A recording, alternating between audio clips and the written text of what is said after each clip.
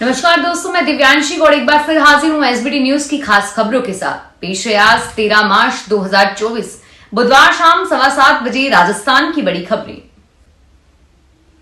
RPSC paper leak मामले में प्रवर्तन निर्देशालय की टीम बुधवार को डूंगरपुर पहुंची, जहां कार्रवाई करते हुए टीम ने आरपीएससी के पूर्व मेंबर बाबूलाल कटारा समेत उसके बेटे की संपत्तियों को अटैच कर सीज कर दिया।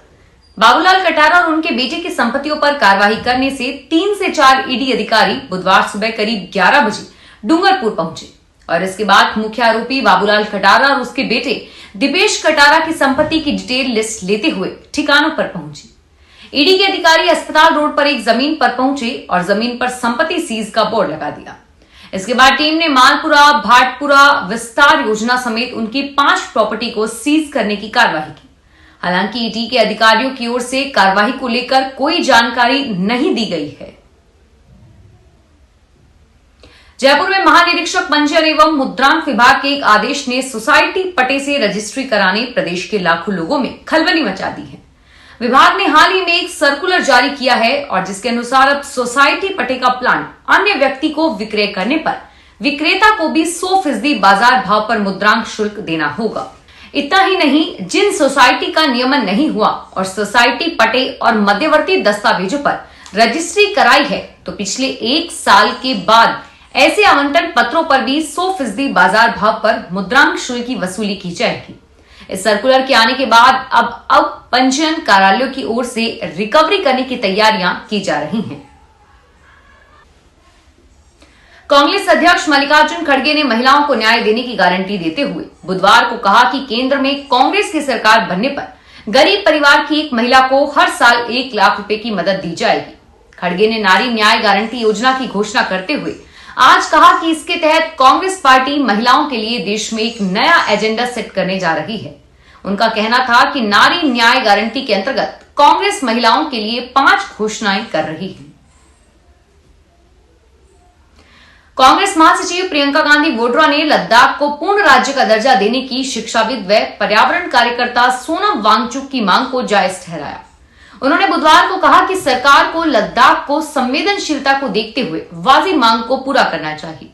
श्रीमती वोड्रा ने कहा कि शिक्षाविद एवं पर्यावरण कार्यकर्ता सोनम वांगचुक पिछले 8 दिन से भूख हड़ताल पर हैं और जिस जगह उनका अनशन चल रहा है वहां तापमान 0 से 15 डिग्री नीचे है।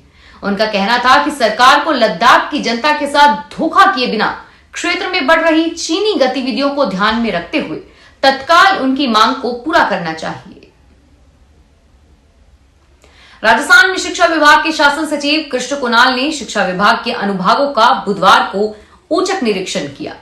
कुणाल ने सुबह 9:45 बजे के बाद सचिवालय स्थित शिक्षा विभाग के अनुभागों का औचक निरीक्षण किया।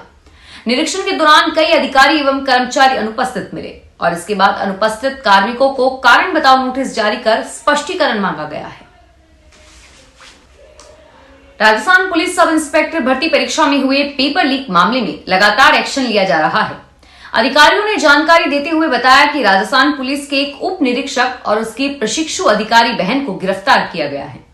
अतिरिक्त पुलिस महानिदेशक और विशेष जांच दल के प्रमुख वीके सिंह ने कहा कि 2014 बेंच के मुख्य निरीक्षक जगदीश सियाग ने भर्ती परीक्षा के लिए वर्षा को अपनी बहन इंदुबाला और चचेरी बहन भगवती के लिए एक डमी उम्मीदवार के रूप में बिठाया था।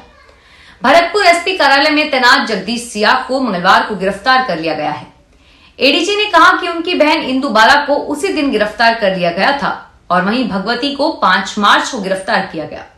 सूत्रों की माने तो आरोपी उप निरीक्षक जगदीश सियाग ने इसके लिए 15-15 लाख रुपए दिए थे। राजस्थान लोक सेवा आयोग अजमेर में आज सुबह करीब 11 बजे भ्रष्टाचार निरोधक ब्यूरो जयपुर की टीम पहुंची।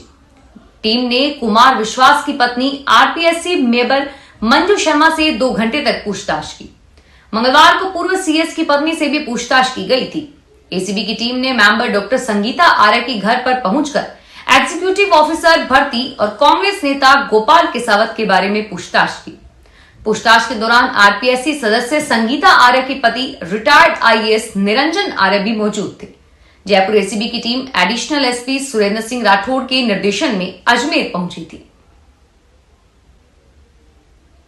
भारतीय स्टेट बैंक ने बुधवार को चुनावी बॉन्ड मामले में सुप्रीम कोर्ट में एक हलफनामा दाखिल किया है, जिसमें 15 मार्च 2024 तक खरीदे गए और कैश कराए गए चुनावी बॉन्ड का विवरण शामिल है।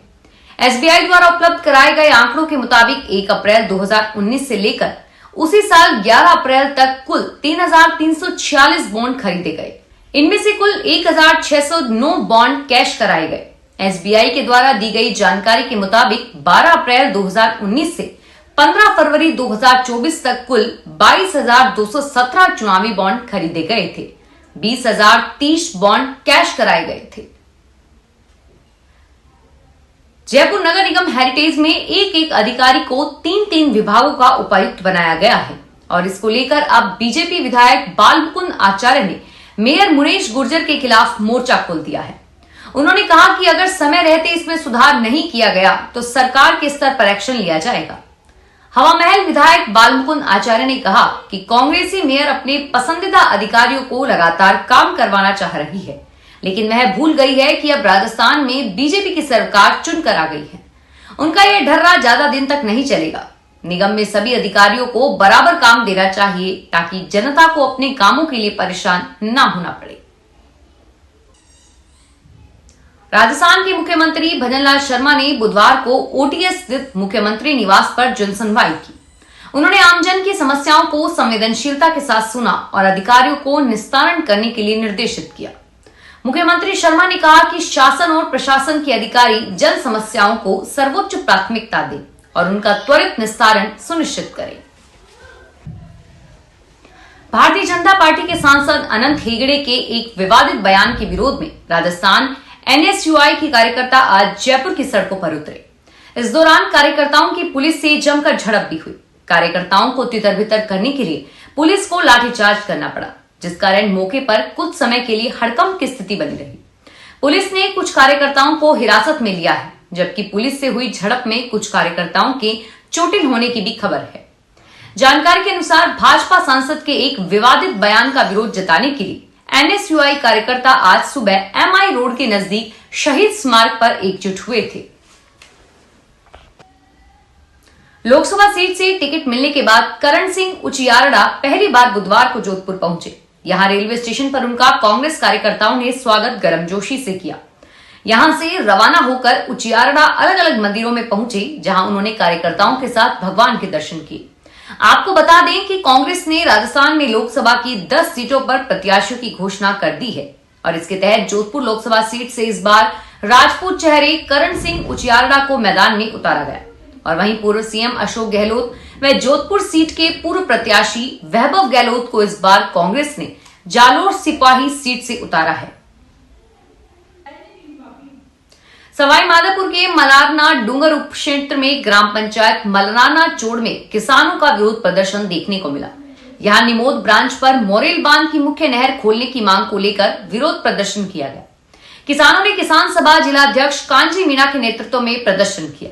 जिलाध्यक्ष कांजी मीणा ने बताया कि सोमवार को कलेक्टर को ज्ञापन दिया गया था, लेकिन नहर नहीं खोलने के चलते किसानों में गहरा रोष व्याप्त है। गुस्साए किसानों ने कोटा मेगा हाईवे पर जाम कर दिया, जिससे वाहनों की लंबी कतारें लग गई। जाम की सूचना पर अधिकारी मौके पर पहुंचे और इस दौरान एसडीएम बद्रीनारायण बिश्नोई ने नहर खोलने का आश्वासन दिया और किसानों से समझाइश कर हाईवे का जाम खुलवाया। जोधपुर में आज एसीबी ने कार्रवाई की है। आय से अधिक संपत्ति के मामले में एसीबी ने कार्रवाई करते हुए बीकानेर जिला आबकारी अधिकारी के जोधपुर ठिकाने पर रेड दी। एसीबी बीकानेर में भी आबकारी अधिकारी मोहनलाल पूनिया के ठिकानों पर रेड दी है। मोहनलाल पूनिया के बीकानेर और जोधपुर दोनों ठिकानों पर एसीबी की कार्रवाई चल रही है। एडिशनल एसपी ओम प्रकाश के नेतृत्व में कार्रवाई की गई। एसीबी की कार्रवाई के दौरान सदस्यों के नाम भूखंड के अलावा अन्य संपत्ति होने को लेकर जांच की। अलग अलग बैंक खातों के बारे में भी जानकारी ली। जांच के बाद एसीबी बेनामी संपत्ति का खुलासा कर सकती है। बांसवाड़ा के कुशलगढ़ में पुलिस ने पैसों को दोगुना करने का झांसा देकर नकली नोट थमाने वाले गिरोह का पर्दाफाश किया। पुलिस ने आरोपी और उसके साथी के घर से करीब 2 करोड़ 90 लाख रुपए के मूल्य के नकली नोट बरामद किए हैं। कुशलगढ़ थाना पुलिस ने बताया कि अहमदाबाद के वटवा निवासी अभी कुमार ने रिपोर्ट दर्ज कराई थी कि आरोपी रात के अंधेरे में असली रुपए ले लेते हैं और फिर पर्दा गिराकर उन्हें दोगुना करने का तंत्र मंत्र करते हैं। इसके बाद नकली नोट गिराकर दूसरों को नकली नोट थमा देते हैं। मामले में पुलिस ने आरोपी वाहिद महाराज उर्फ अब्दुल वाहिद को गिरफ्तार किया है। फिलहाल इस बुलेटिन में इतना ही और फिर हाजिर होंगे तमाम बड़ी खबरों के साथ। धन्यवाद।